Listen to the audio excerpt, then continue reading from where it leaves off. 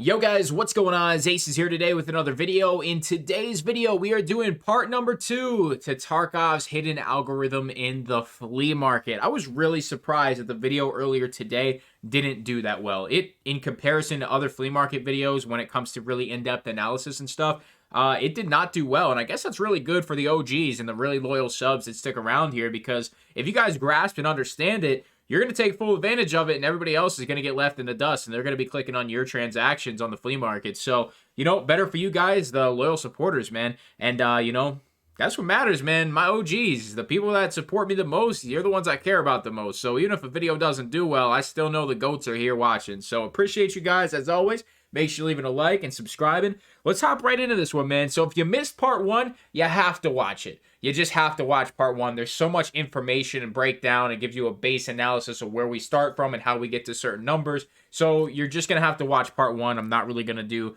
a recap at all. But I wanted to show you guys the fee for the Wilson here. So let's go down to the Wilson cigarette.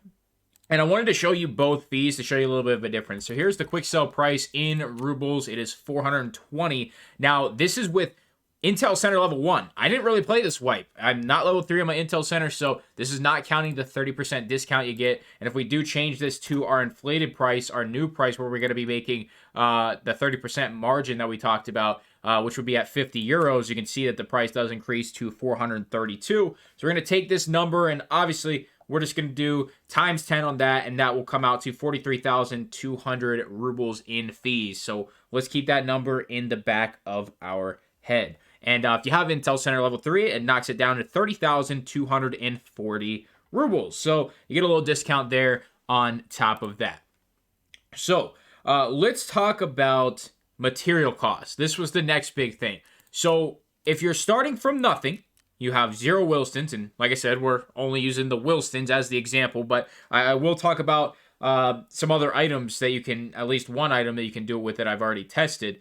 We got in our hideout, in here, when it comes to our material costs in our nutrition unit, we're going to be looking at some Apollon cigarettes, which are right here, and then, or Apollo, excuse me, and then we have the 42T.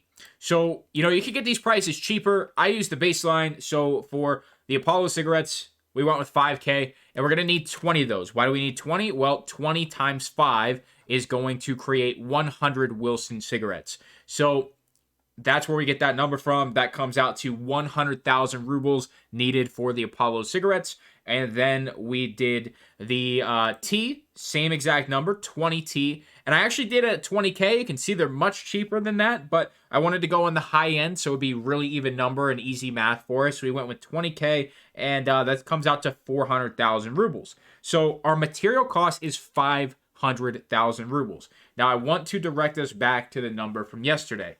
Without the 30% margin, our quick sell price is 502,900. So right there alone, our only profit would be 2,900 rubles if we just made them all and then quick sold them, right? But with the covered margin, with the spread, the 30%, our number yesterday was 718,575 in value. You're getting it in euros, but you're getting it in a ruble value, which our profit then would be 215,675. So right now, we are still fully in that profit based on material cost. If we take the fees out of it, so we're going to add the extra 2,900 to our profit, quote unquote. So we're going to take 215,675. That's our profit on the spread, on the margin, on the 30%. We're going to add that extra 2,900 to it. And then that's going to bring us up to 218,575. That's our realized profit when it comes to value. Like I said, it's not actually rubles coming to your account. It's going to be in the form of euros, and euros is the example we're using. I didn't do all the calculations for USD, unfortunately. So we're going to take the ruble fee out of this. So based off my fees, not Intel 3 fees, just my fees personally at Intel 1, 432 per 100 units. It's going to be 43,200. So we're going to minus 43,200 from 218,575. So that is going to bring us to 175,375 rubles. Now there's only 2 variables with this that are standing in our way of making this money clear. This is profit. This is the profit you would make based on the fees and material cost. There's two variables. Number one, if you want to count this, is fuel. Fuel is definitely a variable here.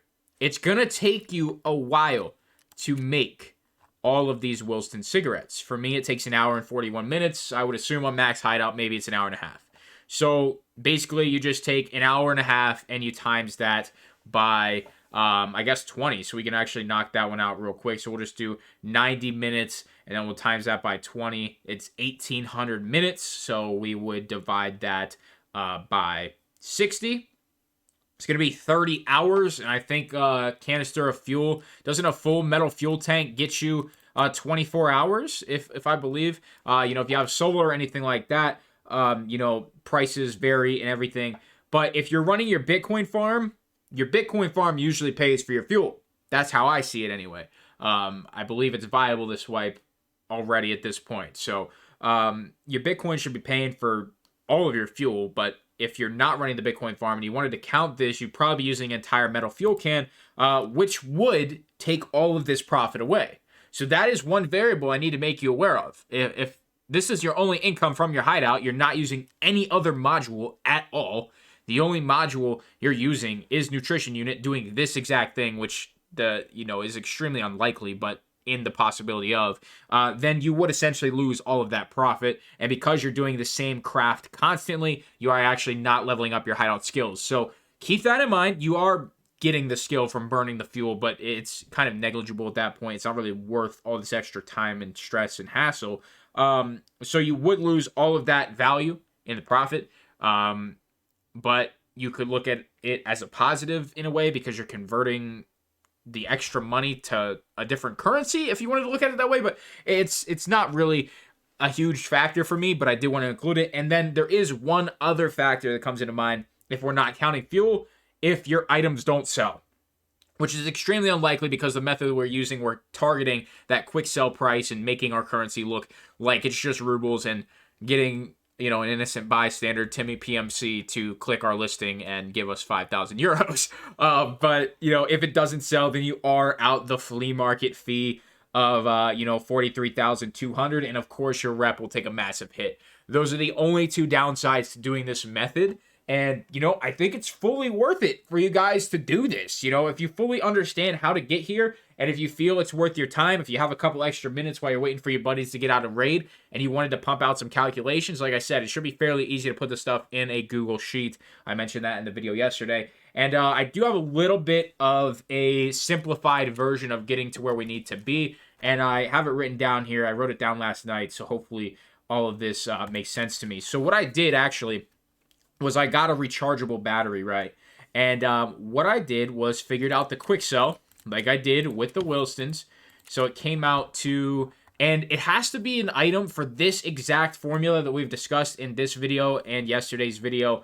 It has to be an item that sells close to its quick sell price on the flea market. That is key for this method to work. I haven't tested it with things that are more inflated. You can make even more money. It's definitely a possibility of a part 3 for this video, but it's going to take way more time, and I wanted to wrap up part 2 for at least the quick sell being close to those numbers. So here with the rechargeable battery, it's 10,732 rubles, and if we look at this on the flea market, it's under that. I mean, you could buy these right now and profit from them. Wrap money part 3 question mark. But it's basically the same thing.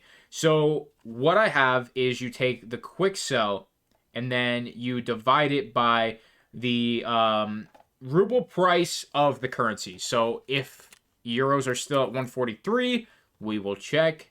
They are still at 143, so we'll take that quick sell price, and I'll try and run this equation live here for you guys who understand it. 10,732, which we're getting this number from the rechargeable battery. We're going to divide that by 143.